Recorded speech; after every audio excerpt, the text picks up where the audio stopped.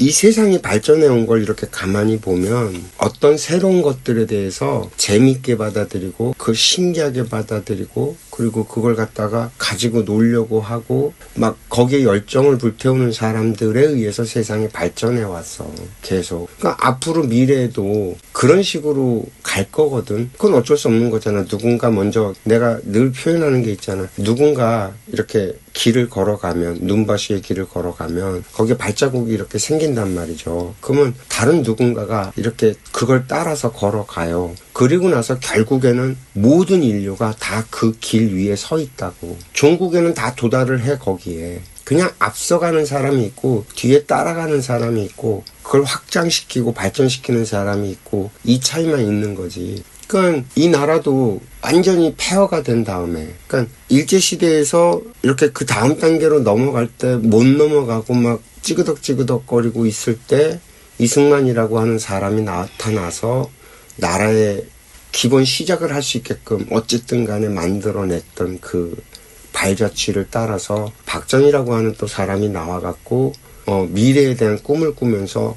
가난에서 벗어나서 배골치 않는 세상을 꿈을 꿨단 말이야, 박정희는.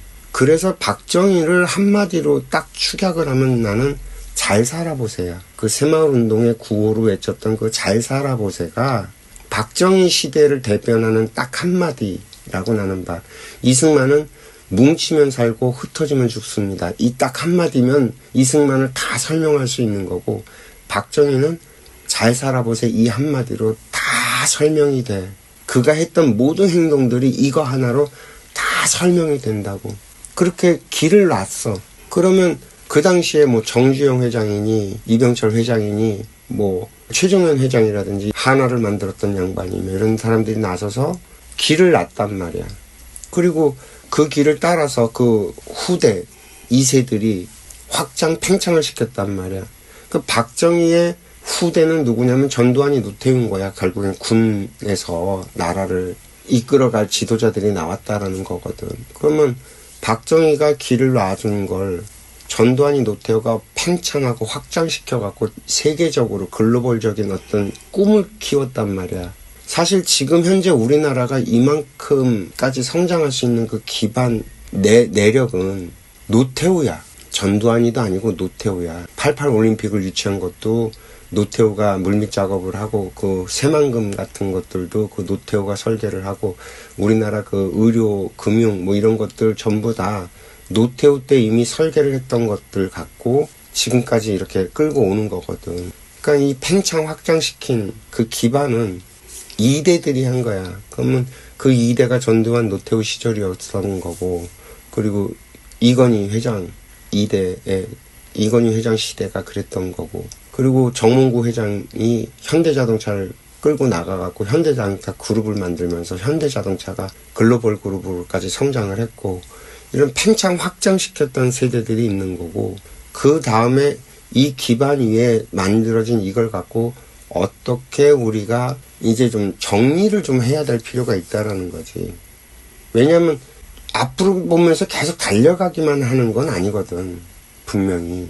이것도 잘 봐야 되는 게 이제 인터넷 시대가 있었고 인터넷 시대가 열리고 난 다음에 이게 마이크로소프트였고 다음에 핸드폰 시대가 왔단 말이야. 이게 애플이었단 말이야. 그런 다음에 지금 AI로 이렇게 왔다고. 근데 이게 굉장히 혁명적인 사건들이긴 한데 왜냐하면 인터넷이라는 것이 시작이 돼갖고 세상의 모든 지식과 정보들이 전부 다 인터넷으로 들어오기 시작을 했고 그게 개인들이 사용하기에는 한계가 있었는데 왜냐면 책상 앞에 붙들려 있었으니까 그리고 그걸 활용할 줄 아는 사람들에 한해서 그게 사용됐던 거니까 근데 그게 개인의 손으로 들어온 게 핸드폰이었고 이 스마트폰이 손에 들어오면서부터 모든 개인들이 다 그걸 활용하고 쓸 수 있는 세상이 열려버린 거잖아. 그 인터넷에 쏟아들어온 지식과 정보들을 활용할 수 있는 세상이 열려버린 거란 말이야. 그걸 이제는 좀 더 쉽고 좀 더 집약적으로 그리고 좀 더 이렇게 섬세하게 다뤄낼 수 있는 기술이 AI 기술인 거야. 결국에는 나는 그게 다 한 끈으로 본단 말이야. 그렇게 놓고 봤을 때 요 시대가 열렸는데 요 시대는 결국에는 지식을 생산하는 것도 아니야. 또 새로운 어떤 뭔가를 만들어내는 것도 아니야. 사실 지금 보면 철학도 그렇고 과학도 그렇고 뭐 기술도 그렇고 뭐 어떤 모든 것들이 전부 다 새로운 걸 만들어내는 게 아니야. 기존에 있던 것들을 여러 가지 짬뽕을 시켜갖고 섞어서 융합해서 만들어내는 거지. 철학도 새로운 사상이 지금 나온 게 없고요. 100년 동안. 수학도 새로운 게 나온 게 없고요. 100년 동안.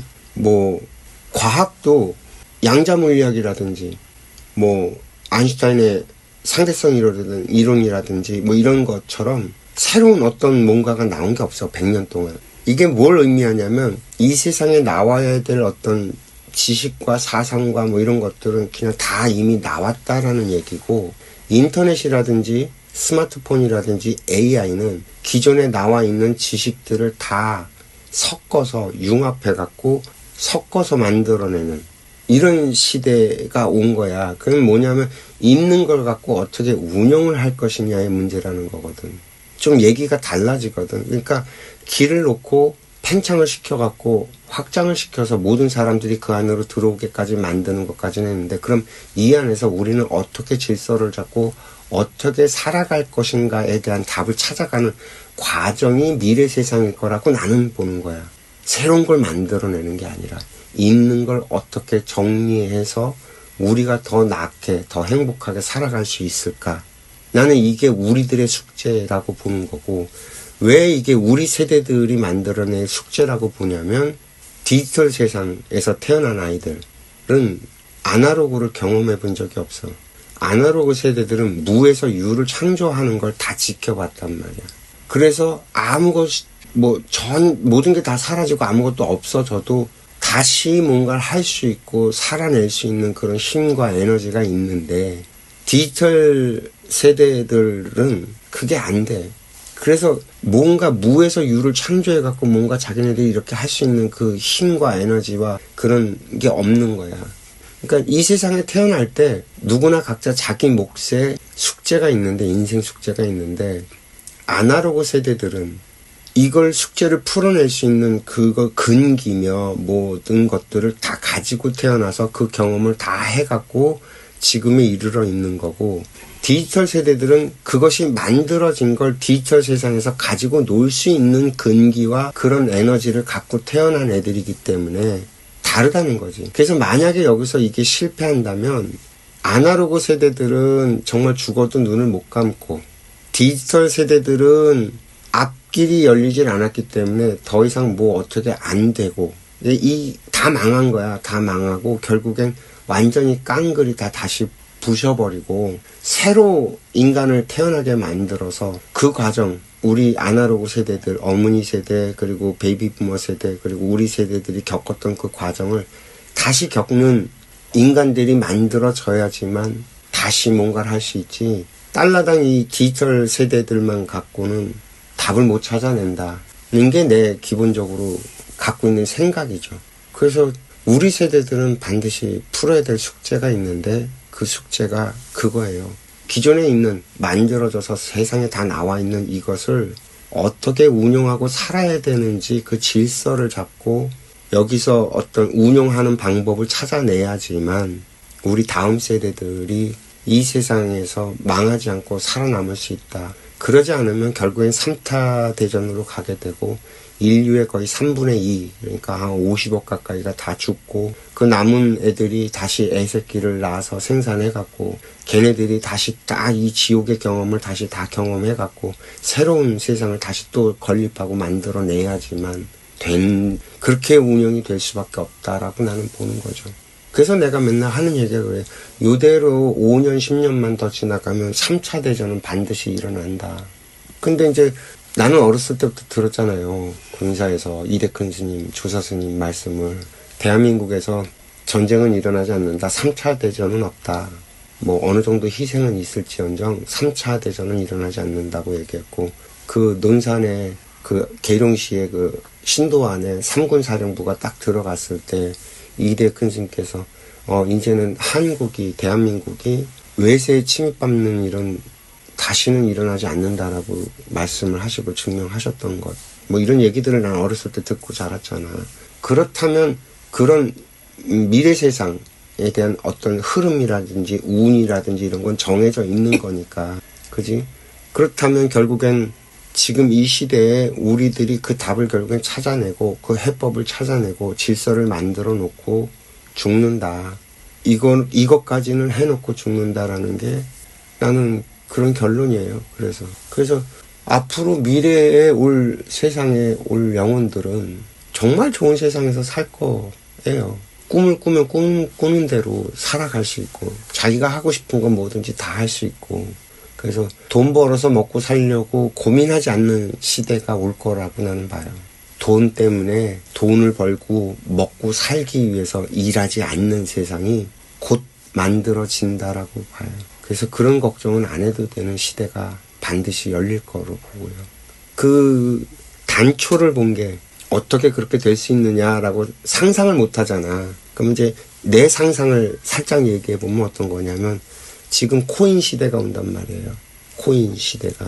이 코인이 어떤 의미냐면 국가라든지 어떤 단체라든지 뭐 이런 데서 통제를 하는 게 아니에요. 그 코인을 통제하려고 지금 자꾸 국가들, 특히 이제 강대국들은 그러고 있는데 그런 식으로 통제가 되기가 어려워요. 코인이 갖고 있는 원래 속성 자체가. 그리고 이 코인이 처음 고안되고 디자인됐을 때 초창기 때 어떤 생각이 있었냐면 온라인에서 그걸 쓰려고 하는 생각들이 있었었고 온라인에서 지금 AI를 만들어내는 회사들 있잖아요. 이 AI가 학습하는 내용들은 인간이 사용한 자료를 갖고서는 학습을 하는 거거든요. 그럼 인간들이 사용하는 이 데이터는 원래 소유가 어디에 있어요? 개인들한테 있는 거거든. 그걸 플랫폼이라고 하는 큰 회사들, 그런 대기업들이 자기네들이 돈도 안 주고 그 자료를, 개인들의 자료들을 다 그냥 거저 갖다 쓴 거란 말이야. 우리도 거기에 대해서 뭐라고 말을 안 하고, 왜냐면 그렇게 하지 않으면 그런 데이터가 모이지가 않아. 그러니까 처음엔 이게 필요하기 때문에 그 에너지를 모으기 위해서 인간들이 사용하는 데이터, 우리들이 사용하는 데이터들을 그런 기업들이 다 소유를 했어. 그리고 난 다음에 AI가 이렇게 만들어져 나온 거거든. 그럼 AI는 기본적으로 빚이 있어, 처음부터. 누구한테 빚이 있냐면 이런 온라인에서 활동하고 사용하고 이런 모든 사람들한테 빚이 있다고. 이 얘기는 뭐냐면 AI를 필요로 하는 사람들에게 돈을 받고 영업을 하면 안 되는 거야, 원래. 왜냐면 그 원천 자료가 어디 있냐면 우리들한테 있기 때문에 나중에 가서 나는 이거 소송으로 싸워갖고 대기업들한테서 우리들이 다 무료로 돈을 받는 그런 세상이 열릴 거로 보고, 왜냐면 국가도 통제를 못해. 그렇다고 기업한테 그 통제권을 줄 수도 없어. 왜냐면 너무 막대한 이익이 그냥 얘네들한테는 쏟아져 들어가거든. 그럼 부익부 빈익빈에 의해 갖고 한쪽은 완전히 거지고 한쪽은 뭐 돈이 많은데 이 돈을 쓸 데가 없고 뭐 이런 세상이 벌어질 거란 말이야. 이게 누가 그걸 받아들이겠어? 그런 세상을 누가 받아들이겠냐고. 그렇기 때문에 여기에 대해서 이걸 운영하고 절충을 잡고 뭐 답을 찾고 뭐 이런 과정들이 벌어질 건데, 전 세계에서 벌어지고 있는 시위 같은 것들을 이렇게 바라보면서 나는 드는 생각이, 만약에 조금 더 미래 세상으로 갔을 때 AI가 만들어내는 어떤 부의 창출을 그걸 소유한 기업들이 소유하는 게 아니라 나머지 AI가 만들어지기 위해서 희생됐던 많은 이 지구별에 있는 모든 사람들한테 그 혜택이 고르게 나뉘어져서 그 돈 걱정하지 않고 자기가 하고 싶은 거 꿈꾸고 자기가 원하는 거 하고 뭐 이러면서 살아갈 수 있는 그 기반이 만들어지는 세상이 난 올 수밖에 없다라고 나는 보는 거야.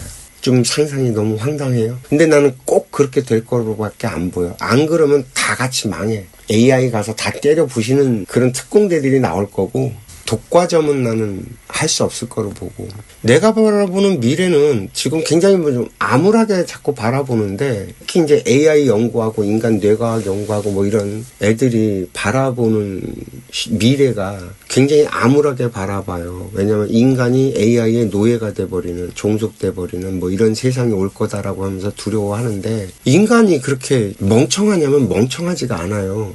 그러니까 걔네들의 생각은 머릿속에도 많이 배운 애들, 지금 지식이 꽉 차 있는 애들의 머릿속의 생각은 지네들이 아는 데서 돌아가. 지네들이 아는 거라는 건 질서란 말이야. 법이 있고 국제사회에 룰이 있고 뭐 이런.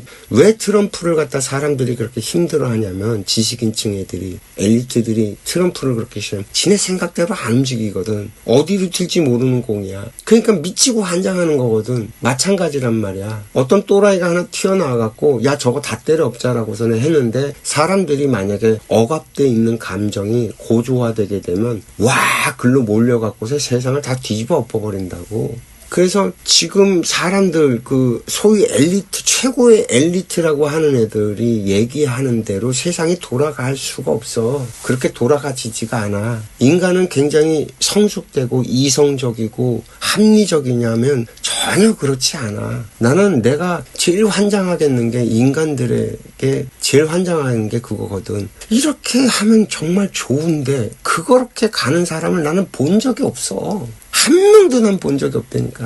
단 한 명도. 싸워서 해결이 나지 않아. 둘 다 망해. 어떤 놈이 어부지를 얻을 것 같아. 그러면 차라리 한쪽이 조금씩 양보해갖고 합의를 봐서 이렇게 합쳐서 힘을 합쳐서 뭔가를 하면 그 일이 이루어지고 그 결과물을 이렇게 나눠 먹으면 될 것 같은데, 그런 인간을 본 적이 없다니까. 그렇게 돼가는 걸 본 적이 한 번도 없어.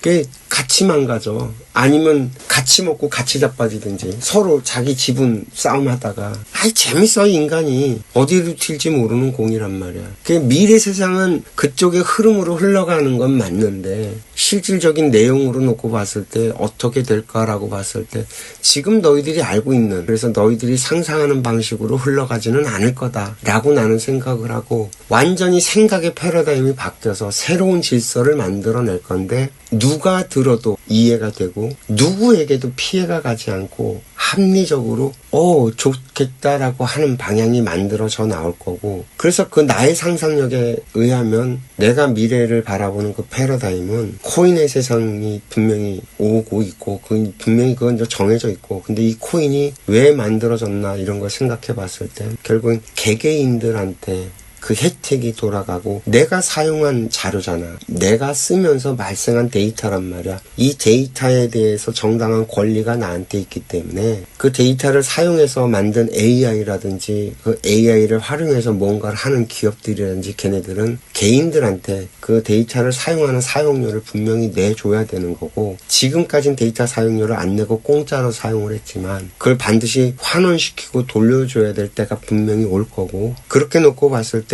우리는 절대 가난하지 않다. 인터넷에 접속해서 내가 활동하는 한 내 데이터는 계속 축적되고 쌓일 거고, 그 데이터는 분명히 돈으로서의 값어치가 있는 거고, 그렇기 때문에 내가 먹고 사는 문제에 어떤 결핍이 생기지 않는, 그래서 내가 원하는 걸 해도 인터넷에서 활동하고 하기 때문에 그 데이터가 만들어지고 있기 때문에 내가 원하는 걸 내 마음껏 해도 굶어 죽지 않아서 돈 벌기 위해서 뭘 하지도 않는 세상, 그냥 내 좋은 거 하는 세상, 그런 세상이 만들어질 거라고 나는 보는 거예요. 재밌죠? 얘기가 좀 이해돼요? 무슨 얘기인지? 잘 이해는 안 되죠. 다시 설명을 해볼게요. 뭐가 이제 걸리냐면, 가령 예를 들어서 AI와 로봇이 결합이 돼요. 그래서 로봇이 만들어져서 로봇이 제품을 만든단 말이야. 생산을 하고. 그리고 뭐 인간이 하는 노동, 노가다도 그렇고, 그리고 뭐 서빙하는 것도 그렇고, 뭐 많은 것들이 로봇으로 대체될 거라고 자꾸 얘기들을 하잖아요. 근데 그 로봇이 만들어지게 된 기본적인 베이스가 있단 말이야. 그건 뭐냐면 데이터야. 그 데이터가 어디서 왔냐는 거야. 인간한테서 왔거든. 내가 노동을 하는 걸 학습을 한 거야. 무슨 얘기인지 이해돼요? 내가 노동하는 걸 학습을 한 거야. 그 데이터를 그냥 공짜로 가서 그 기계를 만들어낸 거야. 그럼 그 기계에 담겨져 있는 자원은 어디서 왔냐는 거야. 우리한테서 나왔다는 거지. 기업이 공짜로 지금 가져다 써서 그걸 만들어낼 뿐이지, 기본적인 그 베이스가 되는 데이터는 어디서 왔냐? 우리에게서 왔다는 거야. 지금은 그 돈을 안 내고 공짜로 쓰고 있지만 그것이 상품화가 돼서 우리한테 우리의 직업이 사라질 때쯤이 되면 우리는 소송을 걸면 돼. 너희들이 쓰는 데이터의 원천이 우리한테 있거든. 니네 그동안에 공짜로 무료로 갖다 썼잖아. 무단도용해서 썼잖아. 그러면 거기에 상응하는 우리 자료에, 데이터베이스가 된 그 자료에 지분을 내놔야지. 당연한 거 아니야? 라고 소송을 걸면 이건 앞으로 이기게 되어 있어. 아직까지 그 소송을 거는 게 없어서 그럴 뿐이지. 그러면 인간한테, 모든 인간한테 데이터 사용을 한 지분이 있을 거란 말이야. 무슨 얘기인지 이해되죠? 그 지분만큼 돈을 내야 되는 거예요. 그래서 이 세상에 일을 안 해도 다 돈을 주게 되어 있는 세상이 열릴 수밖에 없어요. 왜냐면 돈은 로봇이 벌잖아. 앞으로 AI와 로봇이 돈을 벌 거란 말이야. 그럼 그 벌은 돈으로 인간한테 돈을 줘야 되는 거야, 회사가. 그래서 살아갈 수 있게끔. 그래서 돈 벌고 사는 게 아니라 그래? 그럼 인터넷에 접속해서 내가 하고 싶은 걸 막 하잖아. 그러면 그 데이터도 계속 어디로 가? AI한테 학습으로 들어간단 말이야. 계속 끊임없이 인간이 데이터를 생산해내기 때문에 AI로 계속 학습하면서 들어가면서 AI가 점점 더 발전하고 커져가겠지. 대신 예전처럼 공짜로, 지금처럼 공짜로 쓰는 게 아니라 그 돈으로 지불을 한다는 얘기야. 그러면 나는 인터넷에서 놀아도 데이터를 생산하기 때문에 먹고 사는데 아무 지장이 없게 된다는 거야. 이해가 돼요, 무슨 얘기인지. 그러니까 대강 그림은 어떤 건지 알겠잖아요. 구체적으로 그게 사실 어떤 의미인지까지 파악하는 건 어렵지만 원리가 왜 그렇게 돌아가는지는 이해가 될 거 아니에요.